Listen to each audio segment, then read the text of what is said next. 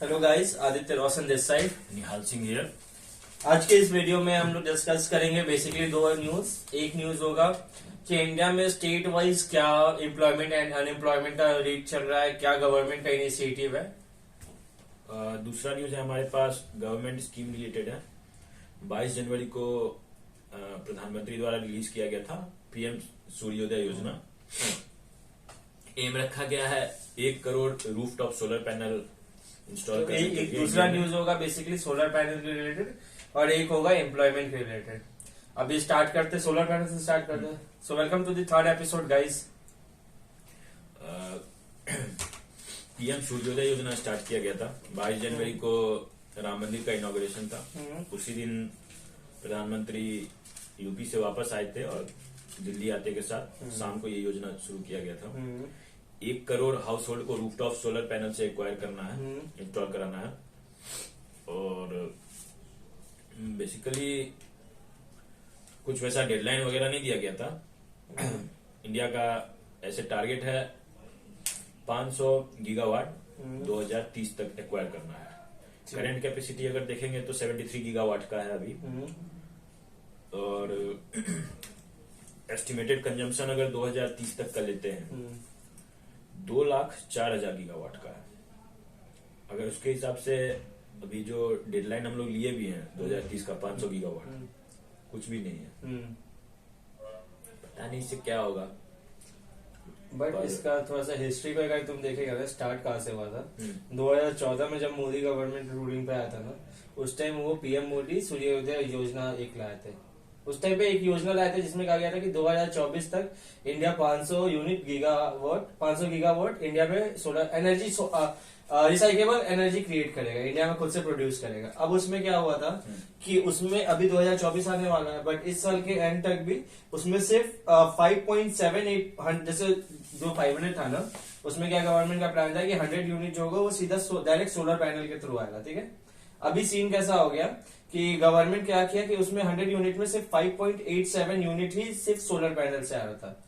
बाकी रेस्ट अभी तक उस जो टारगेट है ना कि लाइक 173 गीगा, अभी 2024 तक का टारगेट है गवर्नमेंट का कि 173 गीगा वाट एनर्जी इंडिया में प्रोड्यूस करे, रिन्यूएबल एनर्जी। ठीक है, अभी दिक्कत क्या है, रिन्यूएबल में तो 2-3 चीज आ गया ना फिर। हाँ, सब जोड़ सोलर आ गया, सब जोड़ के उसमें 173 में ना 100 यूनिट सिर्फ सोलर यूनिट का प्रोजेक्शन था। ठीक है, जिसमें से अभी 24 आ गया, बट अभी तक सिर्फ 5.87 यूनिट ही हुआ है। ठीक है, सोलर का। तो मतलब हम लोग अपने टारगेट से लिटरली बहुत पीछे है।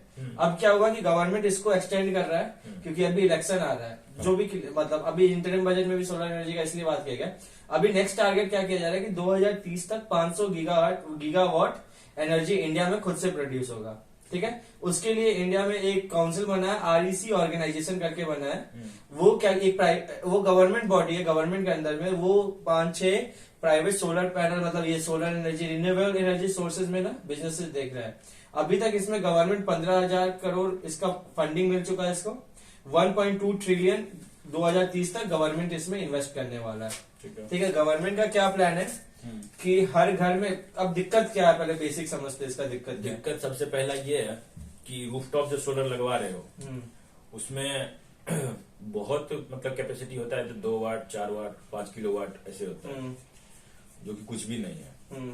अगर मतलब तुमको बताएं, अगर इसको और ज्यादा ब्रेक डाउन करते हैं तो 10 lakh kilowatt equal to 1 gigawatt. एक घर में मुश्किल से 1 किलोवाट 5 किलोवाट 4 किलोवाट ऐसे होता है। तो अगर उसी हिसाब से एस्टिमेशन देखें तो बहुत ज्यादा घर में इंस्टॉल करना पड़ेगा अगर टारगेट मीट करना है तो। बट हमारे पास ऑल्टरनेटिव में कुछ नहीं है ना। गवर्नमेंट बीच में उस पर ट्राई किया था, ये न्यूज देखा था कि नहीं कि गवर्नमेंट बीच में यहाँ पे भटला करके एक जगह है यहाँ पे राजस्थान में। ठीक है, भाटला सोलर प्लांट लॉन्च किया था जो वर्ल्ड का सबसे बड़ा इंडिया का सबसे बड़ा सोलर का इको पार्क है, मतलब सोलर पार्क है। ठीक है, अगर ऐसा है तो सोलर पार्क ही क्यों नहीं बना ले, तो रूफटॉप पे क्यों इंस्टॉल करना? सोलर पार्क अभी क्या गवर्नमेंट का पहले स्टार्टिंग में क्या जब सोलर मतलब ये दिक्कत हो सकता है क्या, जैसे डिस्ट्रीब्यूशन में दिक्कत होगा अगर एक जगह बनाते हो, एक जगह हर जगह डिस्ट्रीब्यूट, एक जगह अगर तुम वर्ल्ड के लेवल पे बात कर रहे हो कि इंडिया के लेवल पे, अगर वर्ल्ड के लेवल पे तुम एक जगह नहीं, इंडिया का बात कर रहे हो तो डिस्ट्रीब्यूशन में दिक्कत होगा, किसी एक स्टेट पे ज्यादा प्रेशर चला जाएगा। और क्या होता है जियो पॉलिटिकल बहुत ज्यादा इसमें इन्वॉल्व हो जाएगा, क्योंकि कोई एक स्टेट पावर के तो मतलब एक अच्छा और सेक्टर ऑलरेडी पावर के मतलब ऐसे ऑयल के लिए हम लोग देखे कितना झगड़ा हुआ है पास्ट में। तो अगर किसी एक जगह बनाएंगे तो वो प्रोबेबली मान लो कि अभी मान लो राजस्थान में बना दी, बात हुआ था बीच में, ऐसा नहीं, जो सहारा डेजर्ट है ना उसमें बात हुआ था कि पूरा सहारा डेजर्ट को हम लोग इससे कवर कर देते हैं। ठीक है। बट दिक्कत क्या आया था, पहले तो उतना बड़ा किसी भी एक कंट्री को, क्योंकि उतना बड़ा प्लान एक अकेला इंडिया नहीं कर सकता है, और अगर पूरा सहारा डेजर्ट क्या उसका आधा भी कर देना तो पूरे वर्ल्ड का एनर्जी कंजप्शन कंप्लीट कर सकता है। प्रोजेक्ट हुआ था ना वन नेशन वन ग्रिड करके, इसके अंदर सोलर से पावर करेंगे, लेकिन जैसे अभी फर्स्ट फेज में था कि इंडिया में एक सोलर ग्रिड बनाया जाएगा, एक इधर सऊदी टाइप मिडिल ईस्ट में कहीं पे रहेगा और एक यूरोप में रहेगा, ऐसे करके मतलब पूरा ग्लोब कवर करेंगे। इसलिए कि जैसे कोई भी एक टाइम पे कहीं ना कहीं किसी न किसी रीजन पे तो सनलाइट आते रहता है, तो वहां से जैसे सोलर में क्या दिक्कत है ना, ऑन ग्रिड ऑफ ग्रिड होता है। ऑफ ग्रिड में क्या होता है कि वो बैटरी लगाते हो, फिर बैटरी स्टोर का करते हो, cost फिर बहुत महंगा है। बहुत महंगा हो जाता है। ऑन ग्रिड में क्या है, डायरेक्ट बन रहा है और सप्लाई होते रहेगा हमेशा, तो वो वाला पॉसिबल है। तो उसके लिए अगर हमेशा चाहिए तो किसी ना किसी पार्ट में सनलाइट रहता है हमेशा, तो वहां से हमेशा कनेक्टेड होना पड़ेगा। तो उसके लिए किया गया था कि ये 3 रीजन ऐसे लिया जाए, मिडिल ईस्ट, यूरोप और इंडिया, तीनों जगह सोलर का एक बनाया जाएगा और उसको कनेक्ट कर देंगे, तो किसी ना किसी एक रीजन से हमेशा ऐसे पावर डिस्ट्रीब्यूट होते रहेगा। ये वाला वर्ल्ड लेवल पे एक प्लान था, अभी एक दूसरा प्लान भी था वर्ल्ड के लेवल पे कि लाइक पूरे वर्ल्ड में किसी एक जगह को, भूटान का नहीं सॉरी एक जगह था जो रिसर्च हुआ था 2005 में कि वहां पे भी हम लोग कर सकते, और पूरे मतलब ऐसे पूरे वर्ल्ड का अगर इलेक्ट्रिसिटी कंजप्शन चाहिए कि एक जगह पे अगर तुम ऐसा प्लांट बनाने का सोच रहे हो तो उसका भी नंबर रिसर्च हुआ था 5 लाख स्क्वायर फीट, मतलब 5 लाख स्क्वायर का चाहिए स्पेस। अगर वो स्पेस अगर एक जगह मिल जाता है तो फिर पूरे वर्ल्ड का हो जाएगा। बट ये गवर्नमेंट डिस्ट्रीब्यूशन का दिक्कत होगा ना, बट गवर्नमेंट ये करेगा ही नहीं ना, क्योंकि किसी भी एक कंट्री को पूरे वर्ल्ड का इलेक्ट्रिसिटी देना आगे चल के लिए डेंजरस है, अभी करंट में स्टेट है। और दूसरा क्या है ना, इससे कार्बन इमिशन बहुत ज्यादा बढ़ जाएगा उस एरिया में, क्योंकि ऐसा नहीं है कि मेटल का ही है ना, और इसका एक टाइम लाइन होता है कि 25 साल के बाद तुम दोबारा इसको यूटिलाइज नहीं कर सकते। धीरे धीरे उसका वो कैपेसिटी भी रिड्यूस होते रहता है बनाने का कैपेसिटी। और अभी क्या है ना कि वर्ल्ड का जो पहला भी बना था ना सोलर 2050 के टाइम पे था, जो सैटेलाइट के लिए यूटिलाइज किया गया था, ठीक है, उसको भी अभी तक हम लोग डिकम्पोज नहीं कर पाए, मतलब इतना मेटल है ना, है तो मेटल, और कार्बन इमिशन और ये सब की भी प्रॉब्लम्स आ रही थी, ठीक है। अभी दूसरा एक प्रॉब्लम क्या है ना, अभी गवर्नमेंट क्या प्लान कर रहा है कि इतना एक जगह करने से अच्छा है कि हर घर पे पहुंचा दे, छोटा छोटा जगह से सबको एनर्जी डिस्ट्रीब्यूट हो, ठीक है, ये प्लान है। क्योंकि लास्ट 2014 जो पहला मोदी गवर्नमेंट का स्टार्टिंग मूवमेंट होता ना, उसमें ही डाला था कि ऐसा करना है, बट नहीं कर पाया, तो अब इसको 2030 तक पुश कर दिया गया है। इसके लिए एक पीएम कुसुम योजना भी स्टार्ट किया है गवर्नमेंट। उसमें क्या कर रहा है, जो फार्मर्स लोग है ना, मतलब ऐसे अपने लैंड पे ये चलाते हैं ना, मोटर चलाते हैं पानी के लिए, तो पीएम कुसुम योजना के थ्रू क्या कर रहा है कि वो मोटर को भी सोलराइज कर रहा है, सोलर पैनल के नहीं देख रहा है गांव में सोलर पैनल से लाइट वाइट लग रहा है। लाइट वाइट लगाना आसान है, लेकिन ये बड़ा कैपेसिटी का मोटर वोटर चलाना तो मुश्किल है। है। एक मोटर चलाने के लिए वैसा प्लान है कि लाइक जहाँ पे भी मोटर 5 केवी का चाहिए होगा, उस हिसाब से प्लान कर रहा है कुसुम योजना के थ्रू गवर्नमेंट, ठीक है। और अभी इंडिया ने इंटरनेशनल सोलर अलायंस जो पेरिस का है ऑर्गेनाइजेशन, उसके साथ भी पार्टनरशिप किया है, जिसका एक ऑफिस गुड़गांव दिल्ली में खुला है। उस पर भी काम कर रहा है कि इसको इंडिया में कैसे एक्सपेंडली ग्रोथ करे। और एक अभी गवर्नमेंट ये भी लाया है कि 10,000 से 22,000 तक सब्सिडी दे रहा है सोलर पैनल अगर तुम अपने घर पे लगा रहे हो तो। सूर्योदय में ही है ना, हाँ, सूर्योदय योजना के अंदर ये कि 10,000 से 12,000 का ये दे रहा है, मतलब ऐसे। और सबसे एक इंटरेस्टिंग फैक्ट लास्ट में बताते हैं, अभी तक वर्ल्ड का सबसे बड़ा मतलब ऐसा जगह जहाँ पे सबसे ज्यादा सोलर प्लांट है वो कौन सा होगा, गेस करो। वर्ल्ड का वर्ल्ड लेवल पे चाइना में होगा, मोरक्को में, मोरक्को वहां पे सबसे ज्यादा है। इंडिया में सबसे ज्यादा बोलता राजस्थान में होगा। वही जो बताया ना तेरे को जगह का नाम, ये भटला सोलर पार्क राजस्थान में जो है। अगर उसका भी अगर हम लोग 100x कर देना, जितना बड़ा वो है 56 स्क्वायर फीट का है, उसका भी अगर 100x कर देना हम लोग, मतलब 560 स्क्वायर फीट का भी उसको बना देना, तो पूरा इंडिया का इलेक्ट्रिकल कंजप्शन सोलर पैनल से हो सकता है। खतरनाक है ना, ये जगह से कंसंट्रेट नहीं कर सकते ना। और डिस्ट्रीब्यूशन में भी तो एनर्जी लॉस होगा ना, एनर्जी लॉस डिस्ट्रीब्यूशन जितना करेगा उतना बड़ा इंडिया के लेवल पे डिस्ट्रीब्यूशन नेटवर्क भी बना ना इलेक्ट्रिसिटी की। क्या है ना, 3-4 प्रॉब्लम, एक तो जियो पॉलिटिकल और दूसरा क्लाइमेट के कारण भी बहुत बार ये सब प्रॉब्लम्स आता है। और इतने मेंटेनेंस का जो मतलब पूरा इंडिया का पावर प्लांट एक जगह है, अगर कहीं मानो उसमें कुछ ऐसा मैल फंक्शन हो गया या अगर नेचुरल डिजास्टर आ गया तो फिर सप्लाई इंडिया का सप्लाई बंद। प्रैक्टिकली वो छोटा छोटा जो गवर्नमेंट कर रहा है ना वो ज्यादा अच्छा इनिशिएटिव है। अभी सेकंड न्यूज पे आते हैं। सेकंड न्यूज क्या है? एम्प्लॉयमेंट। बताओ। एम्प्लॉयमेंट रेट अभी उतना ध्यान नहीं है हमको, तो हाँ डेटा लेके आए हुए इसका।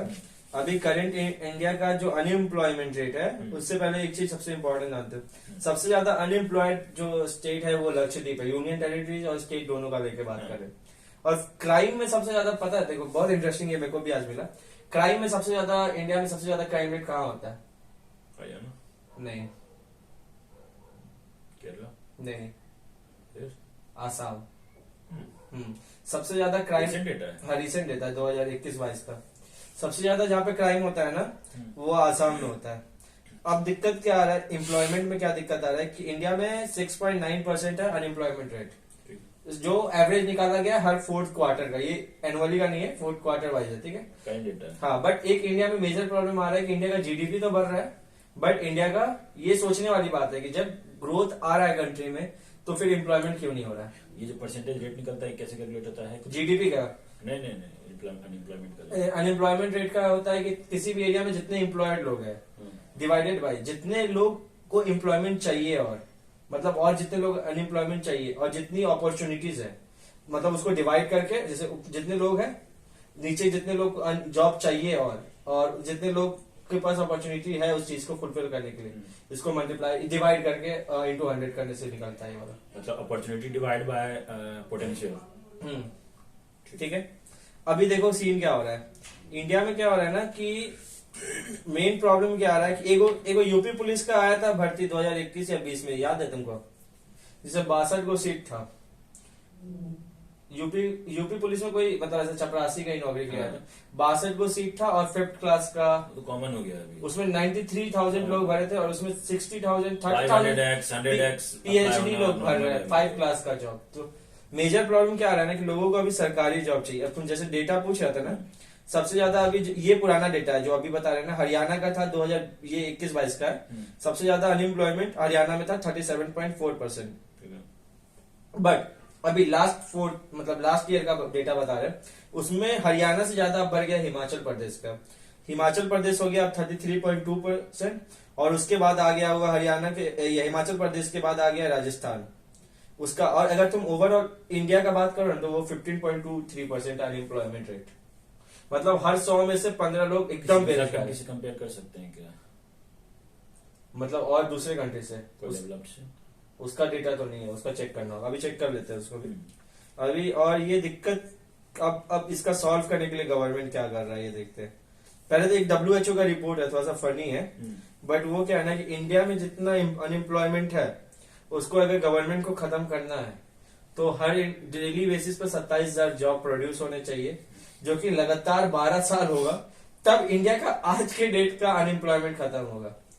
अब इसमें गवर्नमेंटल एंगल आता है, मतलब पॉलिटिकल एंगल आता है। सीन क्या हो रहा है ना, इंडिया का जीडीपी हमेशा बढ़ाते हुए क्यों दिखाया जा रहा है ना, क्योंकि जीडीपी दिखाने के लिए हर साल बेस ईयर माना जाता है। बट हर साल लोग, अब गवर्नमेंट क्या कर रहा है, कभी किसी क्वार्टर को बेस ईयर मान ले रहा है, जो जीडीपी है उसको कांस्टेंट दिखाने के लिए। ये अभी रिसेंटली कोई एक रिसर्चर है, उसने क्वेश्चन पूछा था कि लाइक हमेशा बेस ईयर क्यों चेंज होता है जीडीपी निकालने के लिए। जैसे कभी किसी क्वार्टर को मान लिया, कभी किसी ईयर को मान लिया, कभी कोई बेस ईयर जो होता है ना वो चेंज करते रहते हैं। हमें जीडीपी जो है ना वो कांस्टेंट रेट पे, कुछ मिथाली के कुछ करके कोई नाम है जो अच्छे पोस्ट पे है गवर्नमेंट का, वो रिसर्चर है, उसने क्वेश्चन पूछा है गवर्नमेंट से कि लाइक बेस ईयर क्यों चेंज हो रहा है, जस्ट टू शोकेस कि जीडीपी कॉन्स्टेंटली बढ़ रहा है, इसके कारण पॉलिटिकली इसको चेंज किया जाएगा, क्योंकि सब तो फाइनेंस मिनिस्ट्री संभाल रहा है ना। तो ये वाला भी एक क्वेश्चन है कि लाइक जीडीपी का जो जैसे बेस ईयर लिया जाता है ना उस पर क्वेश्चन निर्भर आ रहा है। ठीक है, अभी क्या दिक्कत आ रहा है, अभी क्या है, गवर्नमेंट क्या कर रहा है, गवर्नमेंट बहुत सारा ये ला रहा है जो मेरे ख्याल से कोई सॉल्यूशन नहीं है। मतलब ऐसे होता है ना बेरोजगारी भत्ता, उससे क्या फायदा होता है?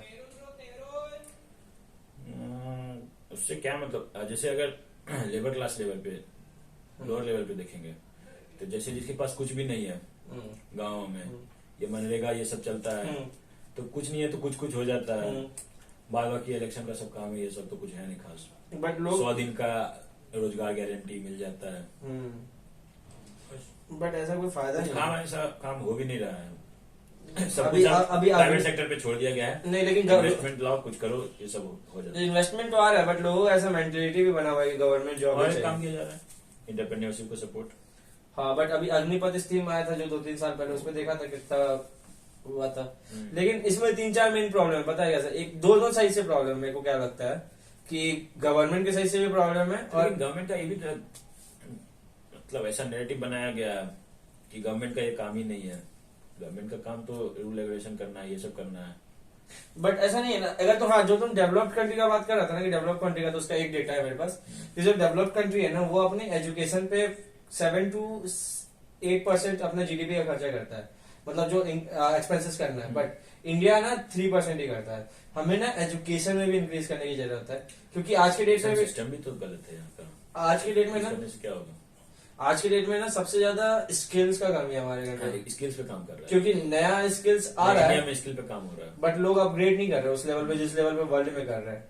और गवर्नमेंट के सही से दिक्कत क्या है ना कि वो डेटा को बचा रहा है या क्या कर रहा है, बट ऐसे एम्प्लॉयमेंट करना वो सही अपॉर्चुनिटी नहीं दे रहा है, या तो फिर स्किल जनरेशन पे काम नहीं कर रहा है। मेरे को क्या लगता है कि स्किल वो तो दिक्कत है। इतना सारा जो बेरोजगारी भत्ता है ना, उससे अच्छा कोई स्किल के लिए प्रोग्राम लाए ना।